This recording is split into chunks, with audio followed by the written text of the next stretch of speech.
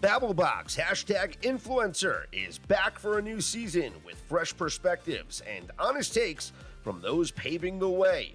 CEO and founder and host Sherri Langburt connects with brands, experts, and content creators alike to discuss hot topics, advertising and industry trends, best practices, and more. On this episode, Sherri is joined by Mike Arons, Director of Marketing at Carriage House Imports.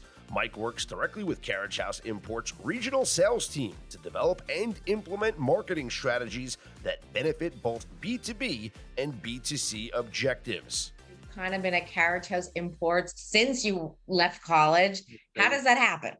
Well, it's been a long journey. It's a roller coaster ride like any business. But I started when I was at the Kelley School of Business in Indiana University, and it was my second semester senior year when you're kind of like looking for a job and pursuing those opportunities. And my brother had a good friend who's in the wine spirits business, and I had got wind that he was looking for a marketing assistant. And at that point, I didn't really want to go to law school or anything else. I wanted to just kind of learn maybe a new industry. Obviously, when you're 21, alcohol is really exciting. You're like, oh wow, I want to be the booze business. It's not all. It's still a business that is tricky. But I said I'll learn, and I gave it a shot. And I didn't care what I made at the time. I was given an opportunity, and worked for peanuts. And Todd Karp and the Karp family, who owned Carriage House, gave me an opportunity, and I kind of built the marketing department, or worked my way up in the marketing department, so to speak. That's amazing. And you have, two great brands under your umbrella. So could you tell me about Figenza and Verdi Sparkletini? Of course. So Verdi is our, flagship brand. Steve Karp, who's the owner of the company, introduced Verdi in '93. It's been around for over, almost 30 years. He expanded into a Sparkletini flavor portfolio. It's an imported Italian spumante from northern Italy, in Canelli, Italy. And it is a value price sparkling, but it is in an elegant package. Started out as a banquet type product, with Verdi going to a lot of catering halls in New Jersey and New York. And then it expanded into, key account retail, big box chains. But it really started here. People go to weddings and have Verdi and be like, what is that stuff? That was great. Semi-sweet, light, refreshing. It has a resealable cork closure, which is patented. So it keeps the sparkle in the bottle for 7 days. And it became popular into a really viable business. And then using that platform with Verdi, he was able to expand into other brands that we've tried, but one really stuck. And that is our partnership with Bain in Germany, Bain Liqueurs, and Rudiger Bain. And we developed he had a fig vodka that he had in Europe that we said, well, let's premiumize it and let's make it beautiful. And figs are a beautiful fruit. And there's a huge Italian contingency and Greek contingency. So let's use those Mediterranean fruits and create a beautiful package. And he did just that. We've had a few iterations of the package, but Figenza is kind of like my baby, because Verdi was here before me. I just feel like I'm part of the ride. Figenza is my journey, and that's what we really are focusing on. And we are coming even out with a sister brand after a decade of working with this project. We're coming out with a sister brand, but what is it? I can't tell you yet. It's gonna, I mean, it's gonna be a region of the world. Like Figenza is a Mediterranean fig vodka. And can I say pomegranates? Can you do pomegranates? So I'll say this: so the reason why Figenza is so successful and we have a cult following is we were the first to market. As a mid-tier company, to go out and just Palma already exists, and there's other pomegranate products. To go out and replicate that is not our strategy. Our strategy is to build something that is unique, something that no one's ever tried. And that's why fig, and we made a delicious product, I will say. It's awesome. It's versatile, it's tasty, but the sister brand is also gonna have the same elements. It's gonna be beautiful. It's gonna appeal to people like, wait, I've never had that. So that will be, if you follow us on Facebook and Instagram, you'll start to see we'll do something there to promote it, and hopefully by the summer we'll have it live. I mean, right now it's full-time job getting that up and running, but we've already that's wild. Decided on a package, decided on the taste profile. But Figenza, going back to that brand, doing very well. 24 markets, built it on premise with cocktails, and then organically building the off premise, which is retail in our industry. And it's organic. I mean, to see that is very hard. It's not easy in our industry. You have big players who can knock you off shelves and do certain things to make it prohibitive to build a brand like Figenza, but people like it, and that's why we're here. Awesome. And I remember that you were one of my first partners, and you trusted me like 10 years ago, and you sponsored an event with Figenza. Do you remember anything about that event or that evening? It was bloggers, so it wasn't influencers or creators. Wasn't it? Okay, so I do have to ask a few questions. It was, yeah, that was our first meeting, which is really cool because I really, as it pertains to events, it was a really great event. It was, at that point in time, I think we talked about it. It was small, and I wanted small because we have done these big trade shows, and you get no mind share with big trade shows. So this small event really, and it was all women. I think it was single women. You were doing the single thing, single women. Match.com. It was Match.com. Okay, so there's some dating element to it, right? But the value was the intimacy, the room, it was, we did special cocktails. One of the first events where we really honed in our craft cocktail concept. Yeah. At that point in time, we were like so fixated on just getting into like these highbrow accounts in New York. And I'm going to tell you, we lived and learned. That's not our approach today, and that type of event showed me like, wow, we really need to be going back to the basics, whether it's a Fig Cosmo, before the Mediterranean Mule, which is our flagship for Figenza. Right. But mules no one knew about a mule back then. No, that's the thing. But it allowed me to I guess what did we serve? Fig Cosmo, maybe the Sun-Kissed, which is muddled orange, and Figenza. But the demo that you brought to the table was like eye-opening. I'm like, wow, she knows you are the middleman to that demo. That is what brought me back today. The platform we're looking to promote Figenza and Verdi, which is, and you've expanded since then, but just seeing what you were able to do on a smaller scale was excellent. Thank you. Do you foresee going back to events? Like, what's happening with events? It's a great question. Listen, we could do all the marketing. We were going to talk digital on this call, but it's always about liquid to lips. Okay. You can't, Figenza didn't get built because I showed purple pretty bottles online. That's just a supplement to building these brands. It's all about liquid to lips. Do I know what the conversion rate at events are? Of course not. Do I like data? We all do.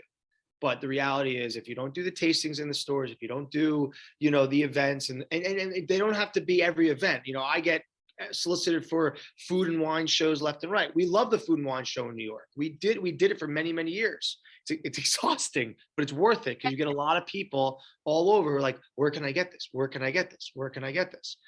So the events will come back, but I'm very specific with the events. I'm not just going to do every event.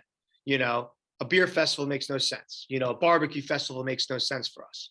But these maybe a boutique spirit festival, or there's certain ones that do make sense for at least give us some brand exposure. So yeah, events are important.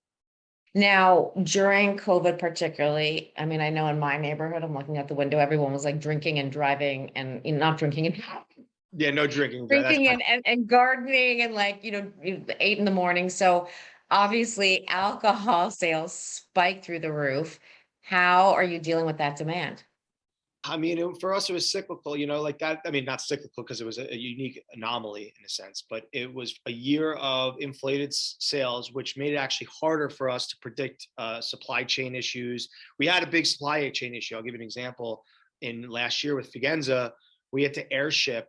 Everyone's been reading about the containers stuck at the ports. Yeah. Well, we were an importer. We have to deal with that. We have a whole logistics department that deals with containers coming off of multiple ports being, shipped to port, waiting at port, then going through customs and then disseminated through a trucking system. Again, it's very elaborate and it's very complex. I mean, obviously there's added costs and you're dealing with all that, but we realized with Figenza, even though we were going to take a loss on it, we had to airship, I think, 3 containers. So we did 3 flights from I think Munich or Hamburg to Newark that were, so you can only imagine the expense of a cargo, holy cow, bottles are, so that was a unique circumstance, but it was also a good learning. We had to invest, we split the cost, but, with our partner, and it was something we said, we got to eat it. We got to deal with it, because guess what happens when a brand like Figenza is not available, Not that there's other, not that there's many other fig vodkas out there there are replacement parts, and it's any other spirit is a replacement part. So Right. if you go in and you're not on the cocktail list and you're out of Figenza, they'll just pull you off the list. I mean, some accounts we have good relationships with them, so they're gonna maintain that relationship with us. They know what's going on, they're aware, but at the same time, they need to make money and they need to have a versatile cocktail list. And if we're not available for order, it's a problem. So fortunately, we're only out of stock for a few months in certain markets, but it was very problematic last year, and I'm so glad we did ship those containers because it maintained those relationships, and now we are on a better ordering pattern. But those supply chain issues still exist, They're not gone. and that demand was great. It was a blessing in 2020, but it became a detriment a little bit in 2021. And everyone's seen the numbers, how everything was consumer good Right. in 2020, but 2021 was not. There was a rebound and there was a lull. So it wasn't all. Even in our industry, it wasn't all just like butterflies and flowers. Like so, It never is, right? no. In terms of that, like, did you do anything like? I know from us, like a lot of brands were like, could you do virtual tastings? Can you do, surprise and delight kits? Did you do anything to kind of go virtual that you never thought you would have done and got catapulted into this space? Are you talking about in 2020 specifically? Anything like in the past 2 years, just since things have We've never done virtual tastings with consumers. We have presented to wholesalers, which is, by the way, our wholesalers are our customers. I mean, that's the B2B component. It's a 3-tier system. We're at the top of the food chain. We sell to wholesalers, and then wholesalers sell to the retail network and restaurant network. With that said, is we had to do virtual general sales meetings, which was always right. This is the norm now, right? So general sales meetings then became virtual. So we did that. Consumers, we actually didn't do a lot of the tasting stuff. I mean, we thought about it, and I think that is in our future. We're still trying to take the temperature. But absolutely want to be more, and that's where you come to play, to be more involved with our consumers via organic influencer marketing. But as far as our distributors go, we did a live, we do happy hours with our team now virtually more than ever, and we do happy hours with our wholesale partners, so they feel involved, and we actually we'll send a gift box to our wholesale teams, craft spirit teams, and they'll do an unboxing, and then we'll have all the ingredients, and we'll do the mule, we'll do the fig Cosmo, and we'll do the fig lemonade, which is lemonade Figenza, but we give them all the ingredients in advance, so when they appear on the screen and they give us that 40 minutes of their time, everything's in front of them. Now we're going to be doing that with the customer as well, and maybe now that we've lit up an e-com platform, and now that we have your partnership, full speed ahead, giving our core customers, the 10 of them, a live virtual with a new cocktail, and we'll send them kits, is totally on our radar. It's a great idea. So you just brought up several times influencers, and we're going to talk about alcohol and influencers. There's a lot of regulations. What are some of the most challenging regulations that you feel you need to, kind of have check marks in place before working with influencers? I mean, there's a lot of things on just the very obvious ones, the drinking and driving, under 21, we did a campaign, not with you, and it was someone was a lumberjack, and he was hold it, and there was an axe, and we couldn't use the photo, he's drinking and there's an axe next to him. So I mean, you're not going to see any. We are by the book in that sense. So we don't, we stay very neutral on political. We don't get involved with politics. We're a brand. We want to make sure that it's about the branding, the taste profile, the origin, the story, but also fun. And fun, I don't think weapons and drinking and driving are fun. I think fun is a backyard barbecue. That's very, something like that. But you could still be outside the box, people No pun intended. Costumes and stuff, but with alcohol, you do have to be careful. For instance, I do like doing on social media giveaways and gift cards and stuff. That's where things get, I can't give away bottles. I can't give away samples. I can't, that type of stuff, where other people free, if I sold sneakers, I can give away a free pair of sneakers. The first 10 people that respond get 10 free pairs of sneakers. that engagement's lost. So the only thing I can really do, or companies like us, there's, you could do gift cards to support accounts. You could do gift cards to support restaurants and retailers. That type of thing is on our radar. Or you can give away, cocktail vehicles. What I'm referring to is, martini glassware, branded, Right. the branded merch that Branded everyone wants merch. for their bar. But as far as, I actually kind of follow your lead a lot of times. There's things I think I could do, and you're like, well, I wouldn't do that. So I'm Like still, TikTok? yeah. Well, the interesting thing about TikTok, I would like to talk to you about this, is, and I'm happy to give them a plug. They have 2 million followers on TikTok, so they don't need a plug.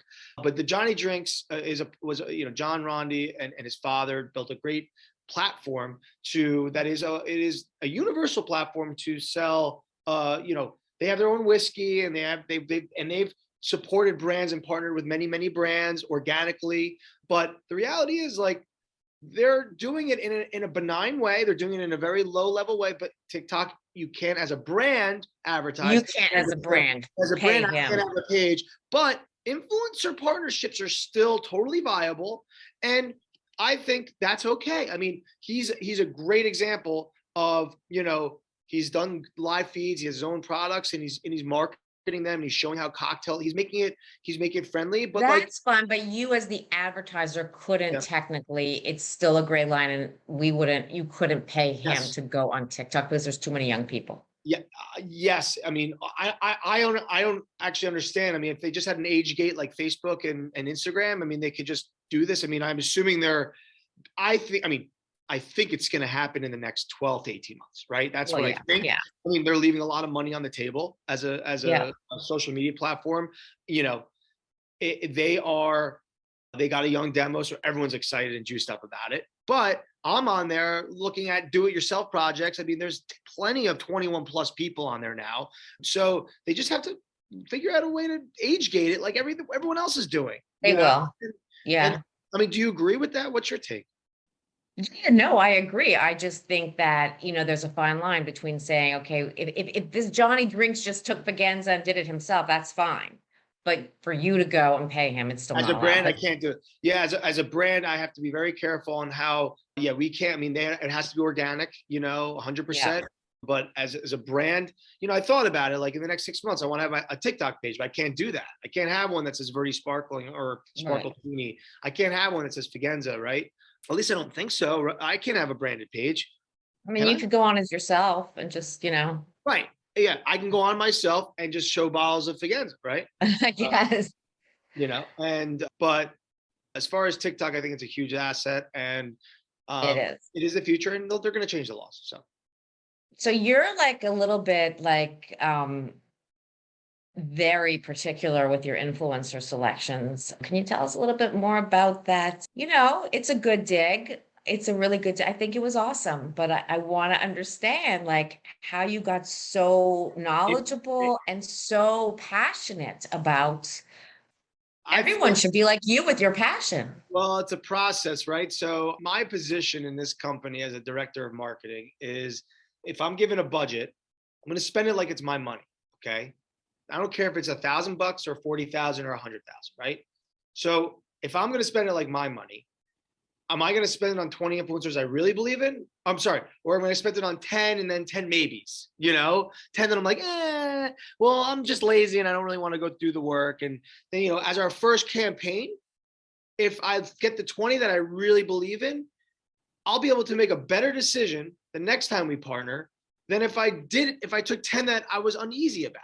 That's the way I looked at it also. I'm like, well, how is this going to be a good trial if I don't give it a really good shot, with the 20 that I really believe in, So for that, going through the process of analyzing engagement likes and, reading through the follow-up and seeing what they posted over the last 2 months and where they're going with their pages and their awesome. It was amazing to see someone. And so obviously, involved. I was just saying that as a joke because I know that I made you guys a little crazy going back and forth, but there is a method to the madness because, again, and I want to reiterate, and I'm sure it's clear to anyone, if anyone would listen to this from our industry, understands that we're a mid-tier company. I mean, we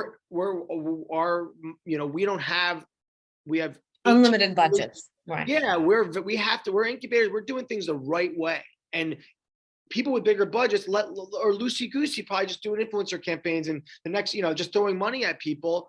Is that great for their bottom line? They may not impact them at all. No one will ever see it. The CFO doesn't say a thing. Here, we're evaluating every spend to make sure it goes the distance or gives us enough information to make the next decision better. Okay. And so do you think influencer marketing, forget our campaign, but how do you think it impacted? Like, Wow. how did it help you? I think it's all brand awareness and repetition. So did I like the next week see like sales go through the roof? Of course not. I mean, you're only talking, we did 20 influencers. Do we get a lot of eyeballs and impressions? And was there some good organic view? Was able to share that on our page? Of course, those are the things we're paying for, right? Or that's the partners you want to humanize the brand. That's the way to humanize it as well, giving some other personalities as part of it. We could humanize our own brand on our own page, right? But it's our narrative. When you give narrative to 20 other people, then you start building like a collective, like environment, and more than just humanizing just the brand, it becomes a community. And I can't tell you that the next week we saw impact, like followers spiked and all these things. I can say that doing it several times a year, and I think we have a campaign coming up next week where it's more of a co-op campaign, but I'm excited about that. Mixing it with co-op and doing your own proprietary box is so, and by the way, the boxes you guys do are phenomenal. I rebought a few extras, and that presentation and seeing it also premiumizes the brand. Even though we're a $6.99 product, sparkling wine, it still humanizes, the I guess the brand in a way where like they got it as a gift. Oh my God, wait, I got a gift during the holidays. Like it was like this beautiful gift, and people were like, whoa, what is that? It's colorful. It's got that rainbow effect. So the impact is still long-term. I mean, it lives on their sites, and we hope that it's a more brand awareness play versus direct, sales play. Yeah. I think the video assets alone are a whole asset in themselves. Because as we talked about before, you could reuse all those assets across social, and they all spoke to different audiences. So they're appealing to all different, types of consumers. That's right. So when it comes to alcohol too, and I don't think we did this, we kind of did demos, more behavioral and psychographic, but geo-targeting. Like for you, I think like with Figenza, a large part of your footprint is New Jersey. How does geo-targeting come into play for you with influencers? Generally, like you mentioned Figenza, and let's park that for 1 second. Verdi's a little different. We have full distribution in 48 states, so it's easier to kind of pick every influencer anywhere. We do have areas and types, personalities that we like, but I think with Figenza, it kind of the same thing still does apply, because influencers attract people. A Southern influencer could attract someone on the East Coast, and we're still trying to expand and get people to talk about figs and fig vodka, and but at the same time, you want to fish where the fish are, right? And our fish is Figenza being in stores and being available, and if people see it, they'll also make that relationship. They'll make that connection. And I think I've communicated to you how important it is to me, but at the same time, I feel though that's the whole beauty of digital and influencer relationships is it's broad. I mean, you can reach someone in Montana, you can reach someone in North Carolina, and you can. The other thing too is the boosting, right? So if you get an influencer and that she's in New Jersey, but going on top of that and allocating the media dollars to boost, you could literally boost. I'm trying to think about alcohol, but you could boost to people just in specific markets. Yeah, that's a huge component. That in 2022 is going to be a huge part of our digital marketing push, is going to be doing more, targeted ads, but utilizing some of the influencers. Me creating a video, obviously everyone commercial is great, and we know our narrative and we know the branding, but having someone organically with a video kind of pushing, the story and what we're trying to do with the Sparkletini flavors, which are they're amazing. Yeah, and they're colorful and they're fun, and they, with all that said, I think working with influencers and boosting and advertising with them is a priority this year versus just doing static and even doing my own videos of like, a bottle like dancing around. Like that's an old method. So you working with these influencers and being partners with them, because then they take ownership too. Well, we loved we've all loved that one influencer. So maybe at the end of this podcast, we could somehow figure out how to integrate that video into Yeah, this now that we're on video. sure. Because it was great. And it seemed like it was like a paid for, like, huge commercial. Like, It she was was like a awesome. whole, I mean, the amount of effort and thought that went into it. That's what I also look for in the follow-up. Like, everyone did a great job. Every influencer that you found did an amazing job, but there was a few that took it to the next level. I mean, I think Yeah. even one of them was willing to give away a gift card to their local retailer. It's like, she was, this girl was so engaged, and she did multiple outfits, and it was like multiple stories, and that type of commitment to partnering, that just shows like she cares about her job, and her Yeah. followers like mean something to her, and she had a lot, like, Right. and like, but I just felt that was that type of stuff, that type of energy, because I have that energy, so I get it. Like, I look for that. So my last question, which I always ask, name an influencer you love to follow, but hate to admit that you do. Oh my God. I'm scared to know your answer. No, I mean, let me make a blanket statement. First of all, I follow a ton of people that I wouldn't even call, like, they're not guilty pleasures because I'm in the business, so I just follow them. Like, it's not even like that. I guess my guilt for personal, I think you're asking, is Either more, one. as I'm a big Fish fan, which is a jam band that I've been seeing for over 20 years of my life. And there's a lot of micro influencers within the scene that they may have 5,000 or 10,000 or 15,000. And they're all like nerd. They're like really smart people, but they're nerding out for a band. But I still follow them. And they give me my tour dates before they come out. They give me my updates on, they get me I know when things are going to get canceled because of COVID before they come out. I mean, it's like a whole underworld. Like, it's like anybody. It's like, people have that with video games, but bands are common, people, there's, whether it's Lady Gaga, Metallica, or a band like Fish. I mean, they're big, but the underground,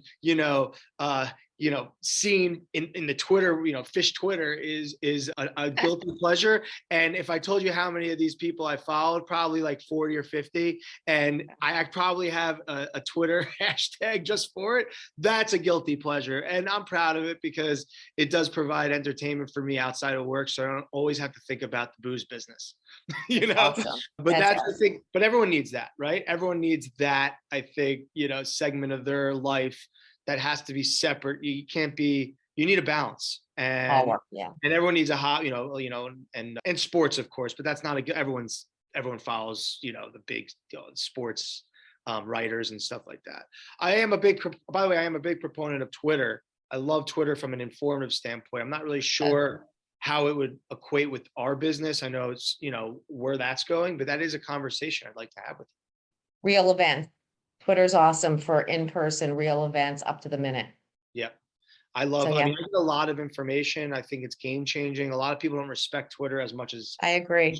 I mean, there's so much information on there, and I know I'm going a little It's bit up to the minute. It's the only thing that's really up to the minute. Up to the minute. I mean, news stories, it's especially with this COVID thing and everything kind of, it also, like social media, everyone digs on it saying, it has a negative impact. I mean, you got to look at the positives of all of it. I mean, all the good it's done, connecting people, old friends, and raising money and things like that, I think people forget about. And everyone's like, well, this guy, it's bullying. That is a whole issue.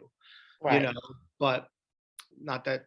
It's all social media. There's good in all of it, right? It's connected us. It's made life easier. It's brought people together. It's saved lives. So, on that note, I would like to say that for our industry, and I know it's in one of the talking points, we've never had, as a company, I've never had an opportunity to directly impact a customer like I can now.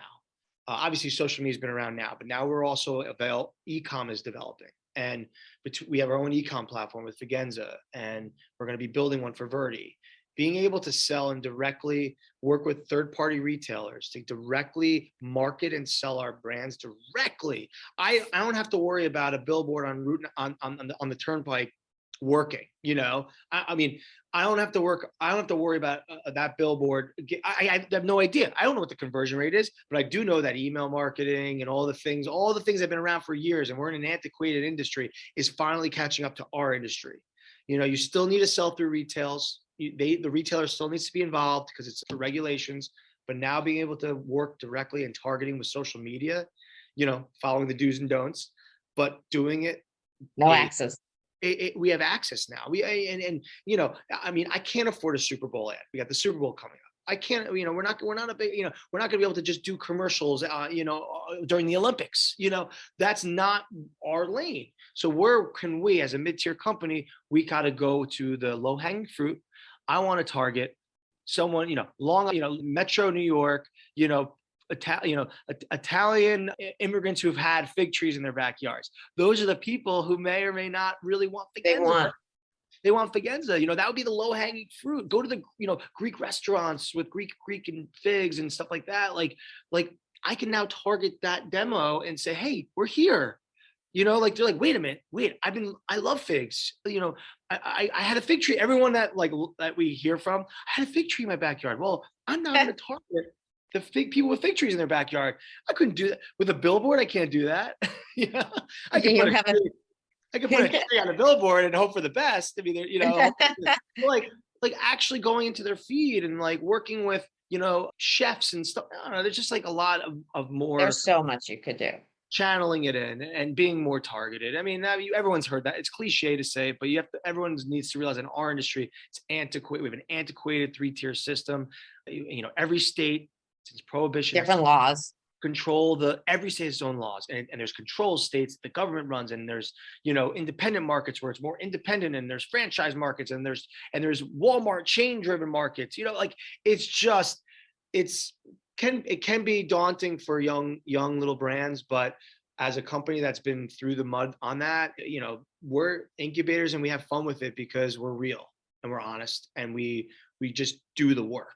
That's the thing. We're going to every account. We cold call, and with digital marketing as a huge asset to us, we can now also, if a great restaurant in New York has a cocktail on the menu, we could do one like, hey, we'd love to promote your drink. We'd love to put it on our figenza page. Yeah. And you could cross promote. Why don't we do a bartender feature and we're going to promote we want to be part. It allows us another angle to partner with our on-premise restaurant accounts that in a way that we've never been able to do before. So, well, I think everyone's now catching up. I think the past 2 years especially have just rapidly advanced everyone. Especially in our industry with D2C, reservebar.com. Yeah. We just onboarded with them with Figenza. I mean, they're like the kind of corporate gifting bourbon look, but they're expanding rapidly. I mean, this is happening. I mean, D2C is happening. Drizzly, obviously, everyone knows that's on demand. Right. We partner on Verdi with GoPuff now. We're expanding store locations with GoPuff, which is going to be huge. I mean, that's on-demand delivery, younger demo. All these things. And those are the digital marketing plays that I'm going to talk to you about after this call, about how we can work with them and work on a influencer campaign with GoPuff. That stuff I want to talk to you about. So that's where my head's at. Well, you are awesome. I love your energy and your passion. I kept saying to my team, if everyone had Mikey's passion, I would hire all of them. Well, so I appreciate that. Yeah. Love it. Yeah. I mean, you got to love what you do, but you also have to, you got to put in the work and I think that I really believe, I mean, Figenza is like a baby to me. I was here from the beginning. I mean, Verdi's obviously really important too, but Figenza itself, seeing the progress, going through the bottle development and the liquid and building the sister brand. I mean, it's an opportunity. You don't get this opportunity often where you can be a part of something new at such a smaller level, but there's, it's a riskier proposition because we're smaller, but at the same time, we have a really good blueprint and we have a great team here. I can't say that enough. We have a great team here at Carriage House now. And I think we could do a lot of great things. So that's awesome. Well, I can't wait to see what the new flavor is. I think it's a new flavor. So it's a sister brand. It's not a line. It's part of the Figenza family. It's not like, it's not going to be like jalapeno fig or something like that. It's going to be something different, but we're different region of the world. But Mediterranean is this, and this is going to be a different region that you've never had before. But it's going to be great. Awesome. Yeah. Awesome. Keep us posted. Thank you so much. And I'm sure we will be speaking soon. Yes. Thanks, Sherri. Awesome. Thanks. Bye. Thank you for joining us for this episode of #Influencer. To stay up to date on latest episodes, topics, and trends, hit that subscribe button. You can find our current and past episodes on our website, Apple and Google podcast channels, as well as Spotify. This is #Influencer.